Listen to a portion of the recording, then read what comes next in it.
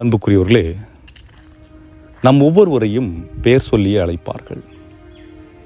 பழைய ஏற்பாட்டிலே இறைவன் சாமுவேலை பெயர் சொல்லி மும்முறை அழைத்ததாக விவிலியம் குறிப்பிடுகிறது.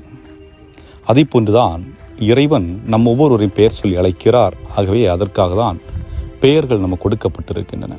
ஆகவே நாம் பெற்றுக்கொண்ட இந்த பெயரை இறைவன் கரத்திலே ஒப்பு கொடுத்து நாம் ஜெபிப்போம். என்றும் வாழும் பரலோக பிதாவே, எனக்கென்று ஒரு பெயரை கொடுத்து என்னை மற்றவர்கள் அழைப்பதற்காகவும் என்னை அடையாளம் கண்டு கொள்வதற்காகவும் கொடுத்திருக்கின்றீர். இந்த பெயர் மற்றவர்களால் உச்சரிக்கப்படுகின்ற பொழுது நல்ல செயலை செய்து கொண்டிருக்கின்ற ஒரு நபர் என்ற ஒரு உணர்வு அவர்களுக்கு ஏற்பட வேண்டும். இதோ இந்த நேரத்திலே எங்கள் ஒவ்வொருடைய பெயரையும் கரத்தில் ஒப்புக் கொடுக்கின்றோம். அந்த பெயரில் இருக்கின்ற கரைகளை அப்புறப்படுத்தி நாங்கள் புனிதமிக்க வாழ்வு வாழவும் உம்முடைய அரசை பின்பற்றக்கூடியவர்களாகவும் உம்முடைய வார்த்தைகளை நாங்கள் எங்களுடைய பேரில் தாங்கிச் செல்லக்கூடியவர்களாகவும் வாழ வேண்டிய அருளையும் ஆற்றலையும் எங்களுக்கு அளித்தருள எங்கள் ஆண்டவராய் கிறிஸ்து வழியாக மன்றாடுகின்றோம். ஆமென். அன்புக்குரியவர்களே, இன்றைய நாளிலே திருமுழுக்கு யோவான் அவர்களுக்கு யோவான் என்று பெயர் சூட்டப்பட்ட தினம். அதாவது யூத சமூகத்திலே ஒரு குழந்தை பிறந்து விட்டதென்றால் 8வது நாள் அந்த குழந்தையை கோவிலுக்கு கொண்டு சென்று விருத்த சேதனம் செய்து குழந்தைக்கு பெயர் சூட்டுவார்கள். அந்த நிகழ்வு தான் இன்று நடைபெறுகின்றது. ஆக பெயர் என்று சொல்லுகின்ற பொழுது இன்றைக்கு இந்த உலகில் எத்தனையோ கோடி மக்கள் பிறந்து இறந்திருப்பார்கள், வாழ்ந்து கொண்டிருப்பார்கள்.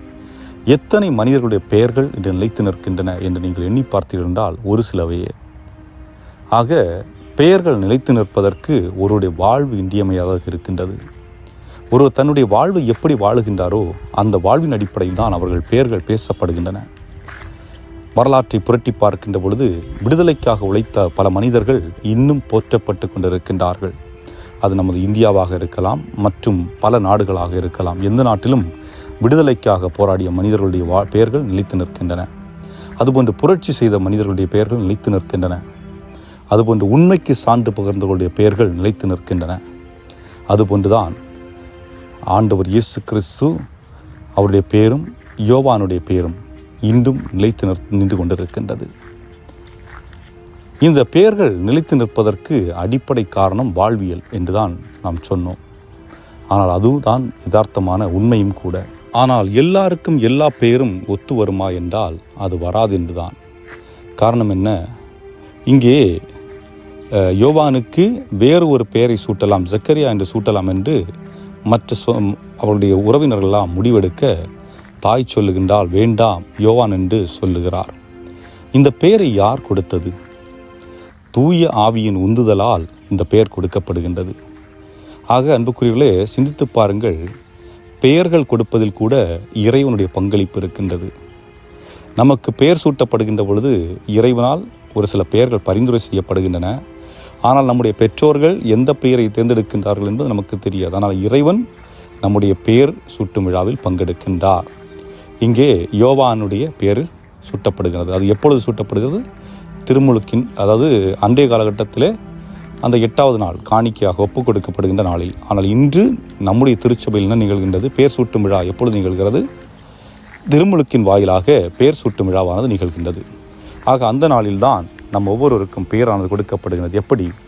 தந்தை, மகன், தூய ஆவியின் பெயரால் அந்த பெயரானது நமக்கு கொடுக்கப்படுகின்றது. ஆகவே அன்றிலிருந்து அந்த குழந்தை கடவுளுடைய குழந்தையாக மாற்றமடைகிறது. ஆகவே அதே நிகழ்வு தான் இன்றைய நற்செயல் நிகழ்வதை நாம் பார்க்கின்றோம். அன்புக்குரியவர்களே, நம்முடைய வாழ்விலும் நாம் கடவுளுக்கு வந்த பிள்ளைகளாக வாழ முற்படுவோம். ஆண்டவர் இயேசு கிறிஸ்து நம் ஒவ்வொருவருக்கும் ஒரு திட்டத்தை வைத்திருப்பார். நாம் இந்த உலகில் ஒரு திட்டத்தை நிறைவு செய்துவிட்டு செல்ல வேண்டும் என்று. அந்த திட்டம் என்ன என்பது நமக்கு பல நேரங்களில் நாம் தெரியாமல் இருந்தாலும் இறைவன் ஏதாவது ஒரு ரூபத்திலே அவற்றை நம்மை செய்ய வைத்து விடுவார்.